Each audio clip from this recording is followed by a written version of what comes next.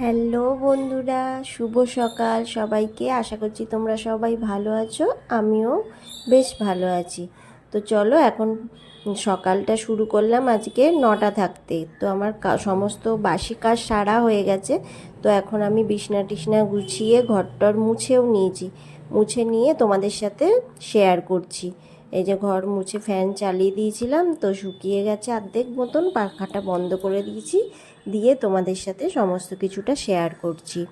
আর সকালের কাজগুলো সেরমভাবে আর দেখানো হয়নি, কেননা আজকে তো বৃহস্পতিবার। তো বৃহস্পতিবার সকালে পুজো থাকে, একটু বেশি কাজ থাকে সেই কারণে। আর এই যে এখন মাছগুলো ধুয়ে নিয়ে নুন টুন মাখিয়ে নিয়েছি। নিয়ে হচ্ছে যে এবার আমি বাজার থেকে মাছগুলো নিয়ে এসেছিলো, আর ডাব কেটে ডাবের জল খাওয়াও হয়ে গেছে। আমি সকালবেলায় খেয়ে নিয়েছি আগে ডাবের জলটা। আর এই কুলেখাড়াটা নিয়ে এসছে, এটা জানি না আজকে না কালকে কখন বাছা হবে। তো বেছে ওটা সিদ্ধ করে ওর জলটা খাবো, শরীরটা একটু খারাপই আছে।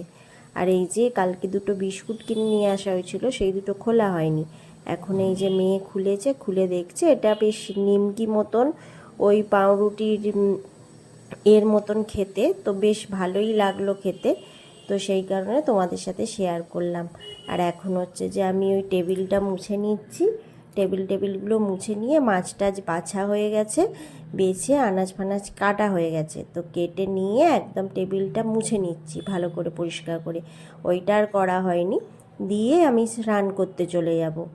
স্নান করে এসে তারপরে পুজো করব, আর না হলে আগে রান্নাটাও করে নিতে পারি। দেখি কোনটা করি। তো গরমটা তো অনেকটা কমই আছে, কোনো ব্যাপার নয়। তো আবার একবার ভাবছি যে আগে পুজোটাই করে নেব, এরকম একটা ভাবছি। তো স্নানটা করে নিলাম, নিয়ে আমি ফাইনালি পুজো করতেই চলে এলাম আগে। তো পুজোটা সেরে নিয়েই রান্নাটা করব, জানো তো। তাহলে কী বলো তো, বড় কাজটা হয়ে যাবে। আর জোগাড় করা থাকলে রান্না করতে কতক্ষণ, তাই না? তো আমার জোগাড় যখন হয়ে গেছে, রান্না করতে বেশিক্ষণ যাবে না। তো সেই জন্য আমি আজকে এখন ভালো করে পুজোটা করে নিচ্ছি। বৃহস্পতিবারে একটু সময় তো লাগেই, সবাই জানো। তো সেই জন্য আগে আমি স্নান করে পুজোই করে নিলাম। পুজোটা করে নিয়ে তারপর রান্না করব। এই যে এখন আমি ঘটে শাখাটা দেবো, সেই জন্য সিঁদুর লাগিয়ে নিচ্ছি। লাগিয়ে নিয়ে তারপর ভালো করে সাজিয়ে ঠাকুরকে খুব সুন্দর করে পুজো করে নেব। এই বৃহস্পতিবার দিন জানো তো পুজো করলে মানে মনটা কি শান্তি লাগে একদম। অন্য দিনও লাগে, কিন্তু এই আজকে যে আমের পল্লব দিয়ে ঘটকে সাজিয়ে ভালো করে পুজো করা হয় না, তো ভীষণ ভালো লাগে। তো ছোটোবেলায় এরকম পুজো পুজো দেখলে বা পুজো করলে খুব আনন্দ হতো, জানো তো। তো সেই রকমই এখনও সেই সেই জিনিসটা একই রয়ে গেছে আমার। পুজো করলে ভীষণ আনন্দ লাগে। তো এই যে সমস্ত ঠাকুরকে একটা একটা করে ফুল দিয়ে দিচ্ছি। আর আজকে টিফিনে খাওয়া হয়েছিল কি জানো, টিফিনে খাওয়া হয়েছিল চিড়ে খেয়েছিল ওরা। আর আমি তো ডাবের জল খেয়েছি, পুজো করে আমি একটুখানি চিড়ে খেয়ে নেব ভিজিয়ে, ওই সামান্য করে। তো এই যে এখন আমি পুজোটা করে নিচ্ছি ভালো করে ফুল টুল সাজিয়ে।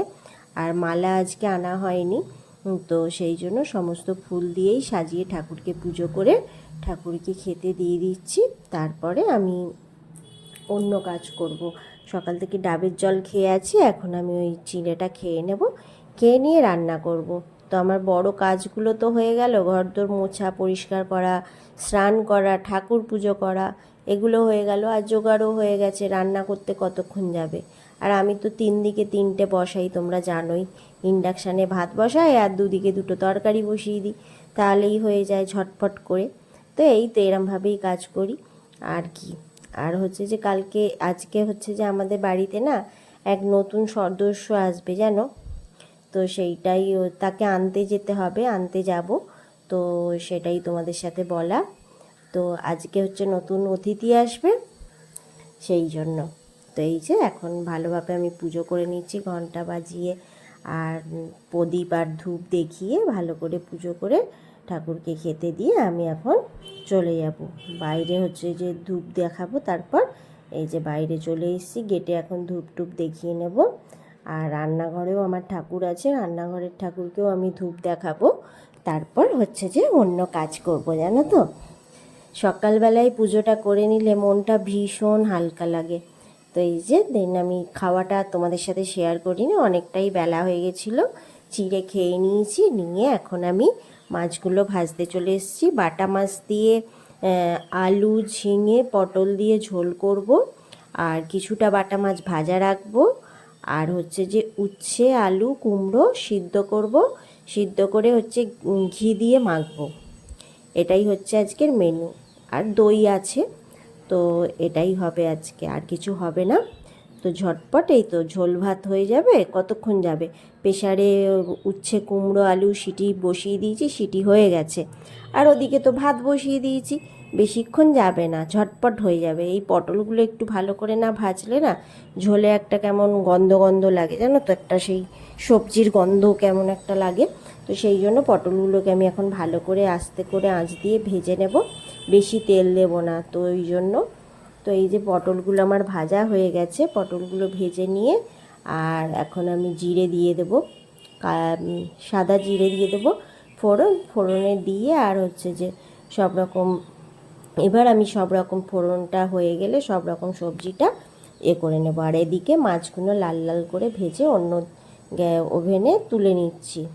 এই তো একদম রান্না করে খাবার টেবিলে তোমাদের সামনে চলে এসছে এই যে মাছ ভাজা, পটল আলু ঝিঙে মাছ দিয়ে ঝোল, আর উচ্ছে আলু কুমড়ো ভাতে। আর দইটা তোমাদের সাথে আর দেখানো হয়নি, দইটা হচ্ছে পাশে ছিল। আর এই যে বিকালবেলা আলু কাবলি নিয়ে চলে এসেছি আমরা, মানে কিনা নয়, এগুলো আমাদের ঘরেই করা, বানিয়েছি। আর এই যে তোমাদেরকে বলছিলাম না নতুন নতুন অতিথি, এই যে আজকের অতিথি, কালকে আজকে অতিথি হয়ে যাচ্ছে, কালকে সদস্য হয়ে যাবে। তো এই যে, আর এই যে রাত্রির বেলায় জানো তো এটা একটা গোলাপি মোমো হচ্ছে, দেখে বলো তো তোমরা কেমন লাগছে, এই যে গোলাপি মোমো। তো এটাই আজকের রাতের মেনু, ঘরেই করা হয়েছে, চিকেন স্টু আর গোলাপি মোমো, আর এমনি মোমোও করা হয়েছে। তো আজকের মতন ব্লগটা আমি এখানেই শেষ করব। তোমাদের কিছু ভালো লেগে থাকলে লাইক কমেন্ট করে দিও। আজকের মতন টাটা, গুড নাইট, শুভরাত্রি।